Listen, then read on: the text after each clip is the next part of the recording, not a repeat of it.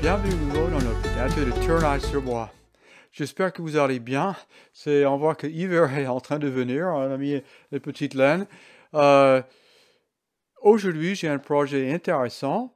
On va tourner un fémisphère. Un fémisphère, c'est une forme assez intéressante.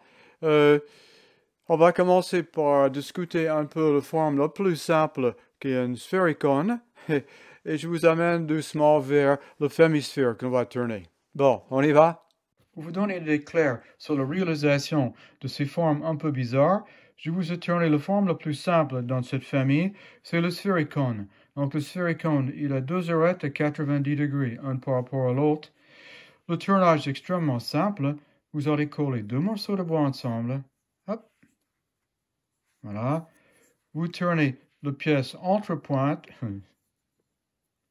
Voilà, comme ça. Et vous réalisez donc deux cônes avec la base en contact. La chose importante, il faut que le diamètre de ma base soit égal à la distance entre mes deux pointes. Parce qu'on va décoller la pièce après une fois tournée, et on présente une pièce avec une rotation de 90 degrés par rapport à l'autre. On va les coller ensemble, et là, vous avez rencontré un sphéricone. Intéressant comme jouet, si je roule le sphéricone au sol, il va partir dans une motion zigzag. Et cet aspect était utilisé pour les jouets à partir de 1980 déjà.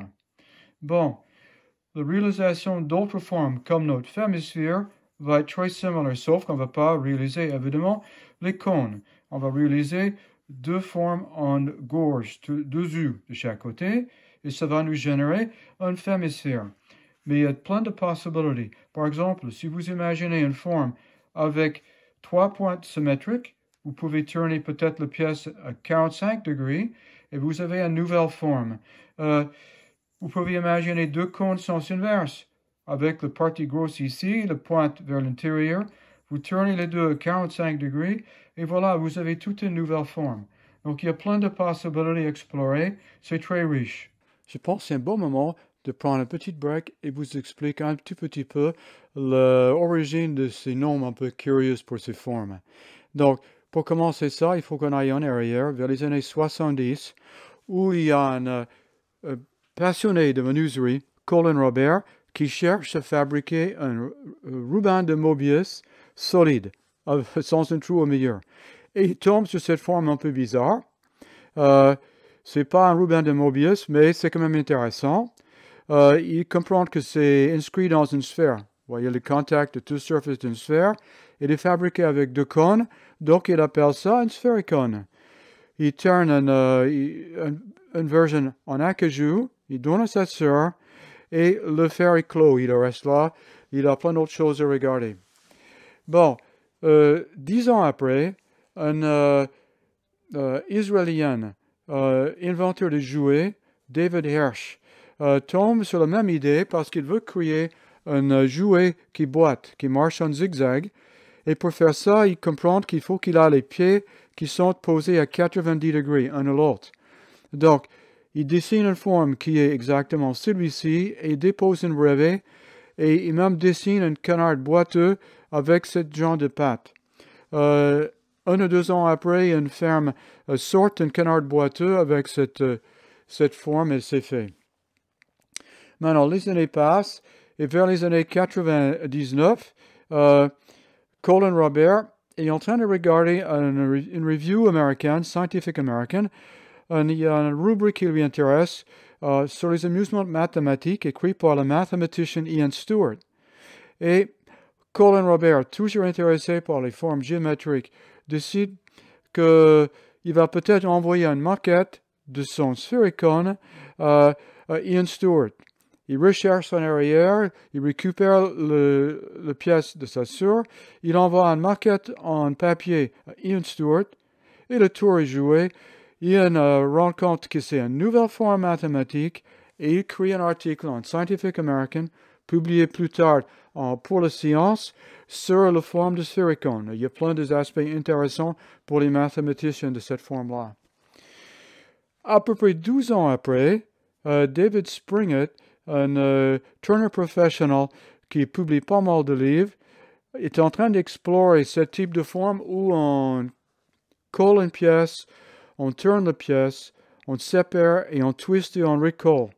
Et donc ces formes tournées et retwistées lui intéressent beaucoup. Il publie un livre sur ces formes, et dans ce livre, il publie 15 photos d'un turner Bob Rawlings qui est en train de tourner le même genre de choses. Et ils appellent ces formes-là les streptohydrons ou les polyèdres tordus.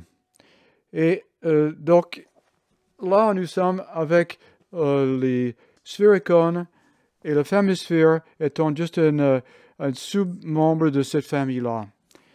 Donc, les années passent et les gens aimeraient bien différencier entre les formes assez sobres d'un sphéricone et les formes plus délicates d'un fémisphère.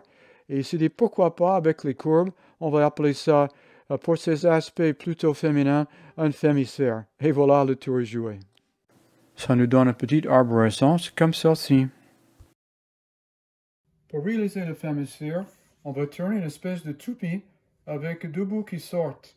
Donc, vu de côté, là c'est ma poupée fixe, ça c'est la poupée mobile, là c'est l'axe de tour, et donc on va tourner un rond ici, et le diamètre de notre toupie, si on veut, c'est exactement la même taille que la longueur de la pièce qu'on a prévue. Maintenant, aussi l'épaisseur de la section ici devrait être la même taille qu'ici. Et donc, on va essayer de faire une courbe ici exactement circulaire. Donc, vous allez faire un petit patron en carton et utiliser ce patron pour vérifier que la courbe que vous faites ici et ce côté-là, mon dessin n'est pas très joli, soit les cercles parfaits. Comme ça, quand vous tournez la pièce de 90 degrés, un morceau par rapport à l'autre, il va être collé parfaitement et vous aurez très peu de ponçage à faire. Il y a plein d'options possibles. Ici, pour une pièce artistique, j'utiliserai une section pas très large.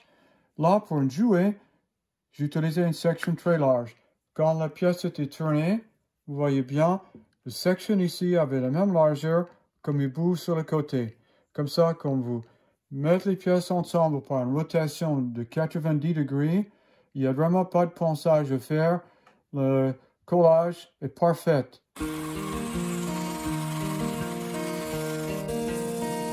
Deux morceaux de bois parfaitement plats. Voilà. Et on ne voit pas la feuille.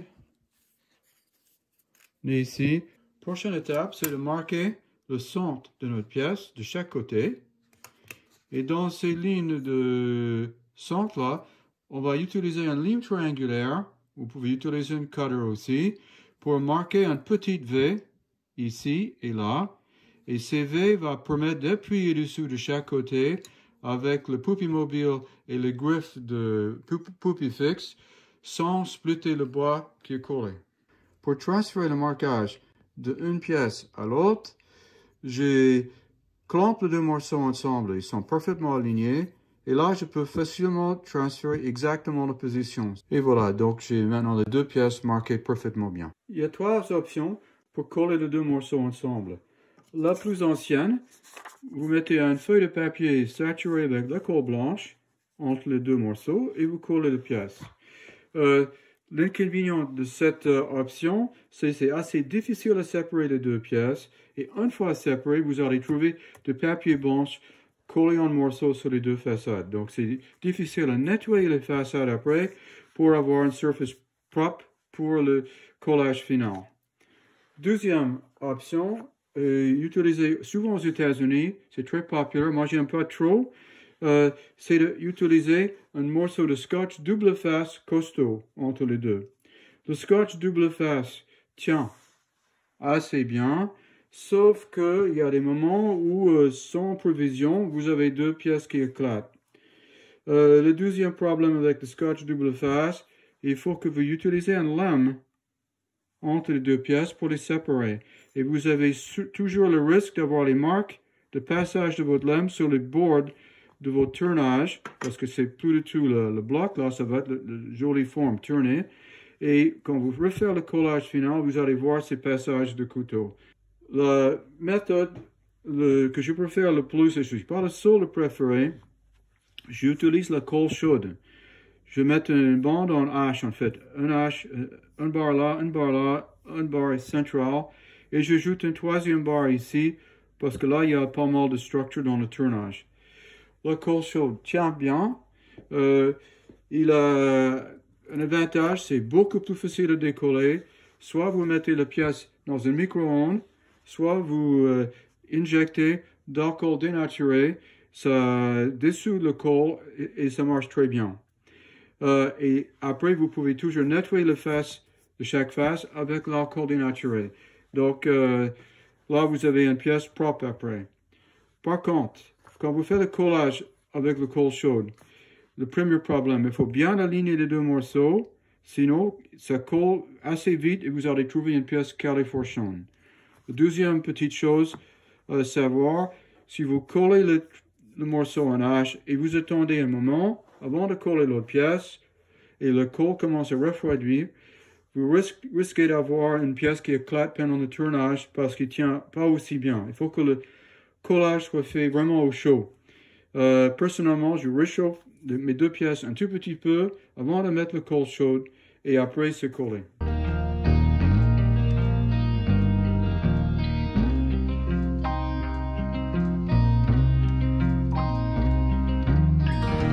Je plante la pièce pendant quelques minutes pendant que le colle se durcit. Vous pouvez remarquer ici un petit espace entre les deux. C'est à peu près un demi-millimètre de largeur et ça c'est dû au volume de colle entre les deux pièces. Cet petit espace va faire un petit clic-clic quand vous tournez avec quand le gouge passe au-dessus. Il n'y a aucun problème. Une fois que vous avez séparé les deux pièces et collé dans le collage final, cette petite différence entre les deux pièces va disparaître. Ça ne fait aucun problème pour le résultat final. La pièce est prête à tourner. Le colle est bien durci. Maintenant, j'ai trois remarques. La première, si le diamètre de votre ouverture là n'est pas suffisamment grand pour la pointe de votre griffe d'entraînement, c'est le moment d'ouvrir un tout petit peu avec une perceuse, pas trop profonde, mais juste suffisamment large pour que la pointe n'appuie pas sur les deux morceaux de bois. La deuxième remarque, si vous avez ici, il faut enlever ces pointes à 45 degrés parce que le plus grand risque d'éclatement d'une pièce qui est collée, c'est pendant le cilindrage quand le gouge rencontre ces pointes. Si vous n'enlevez pas ces pièces-là, ces pointes-là, faites extrêmement attention, va aller très délicatement pendant le cilindrage dans cette première phase, parce que sinon la pièce va s'éclater. Troisième remarque, il faut que la face soit, les deux côtés de la face soient bien égales et bien en contact. Angle droit et parfaitement la même hauteur là. Parce que vous ne voulez pas avoir un porte-à-faux entre les deux côtés. Si un est plus haut que l'autre, ça va poser un problème et vous risquez de nouveau d'éclater la pièce. Donc si c'est le cas, il faut resserrer la face.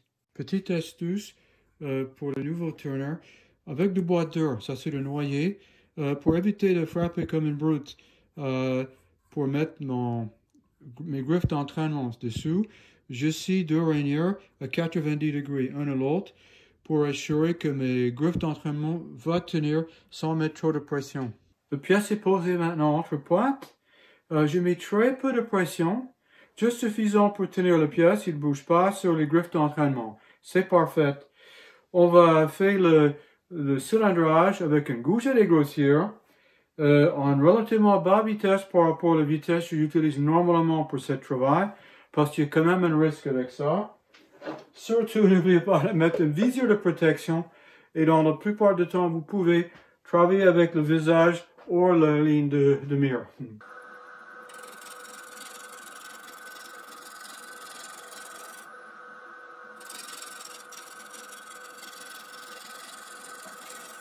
La pièce est parfaitement cylindrée. Je marque maintenant la ligne centrale, deux lignes qui font une largeur de 5 à 6 mm de large. J'ai marqué, donc le diamètre de ma pièce fait 6 cm.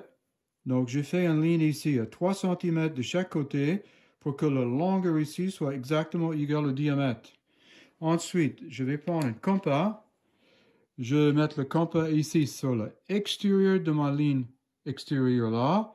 Je marque ce trait là et je vais me faire un petit cercle ici. Et ce petit cercle va être le patron pour les courbes qu'on va faire de chaque côté. Ça va être le crête de notre hémisphère. Et on va faire ça de chaque côté. Un de chaque côté là et un de l'autre côté comme ça.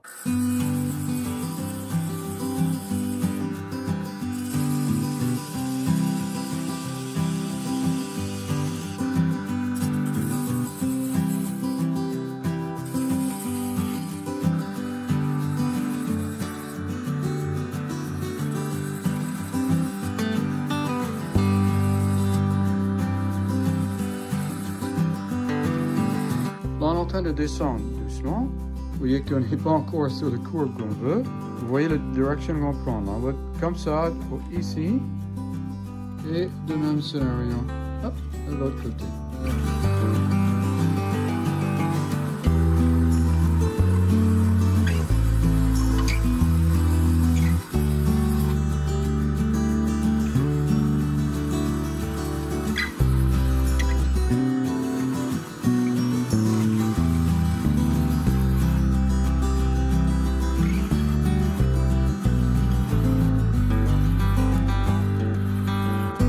Là, ça commence à descendre de l'autre côté. Évidemment, chaque fois que vous entrez dedans pour faire votre gorge, faites extrêmement attention que votre bouche ne dérape pas vers l'autre côté. Hein. C'est vraiment risqué. Sinon, c'est très joli. Ici, il faut qu'on descende beaucoup plus, mais ça vient tout doucement.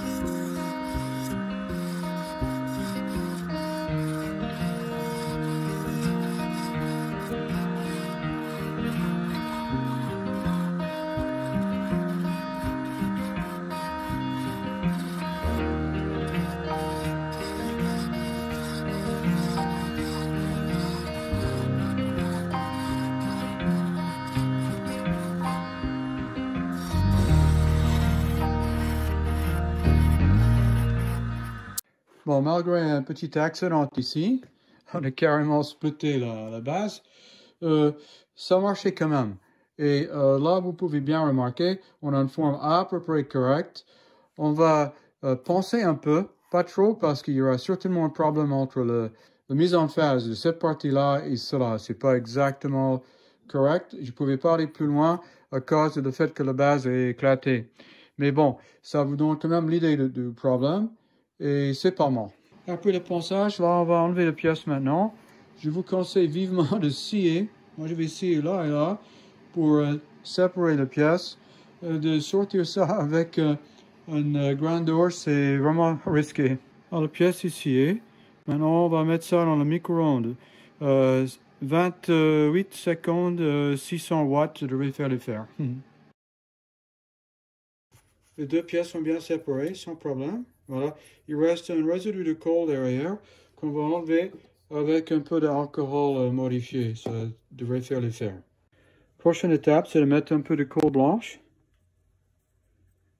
Voilà.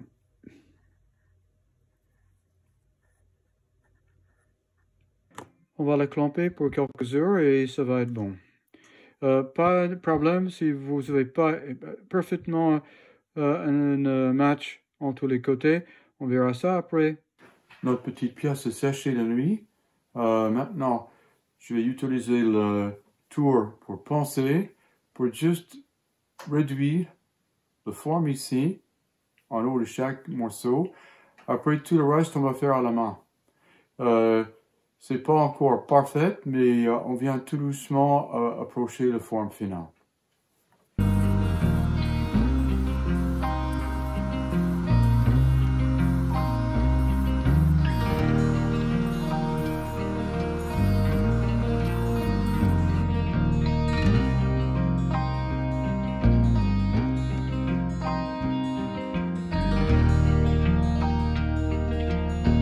Voilà, la pièce est poncée jusqu'à 320, plus laine d'acier double zéro.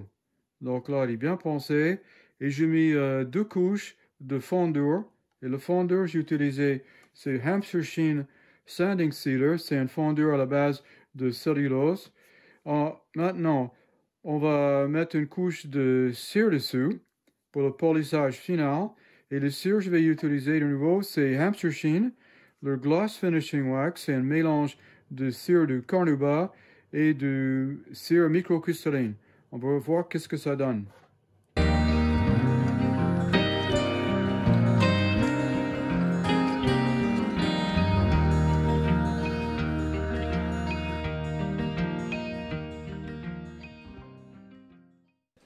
J'espère que cette vidéo sur le Femisphère vous a plu. L'objet est quand même assez bizarre, intéressant, et le tournage n'était pas trop difficile. Bien, si ce projet vous inspire de faire d'autres choses, je vous conseille vivement la lecture du livre de David Springett, et je vous donne une référence de ce livre dans la description. Bien, avec tout ça, je vous dis au revoir, à bientôt et bon tournage!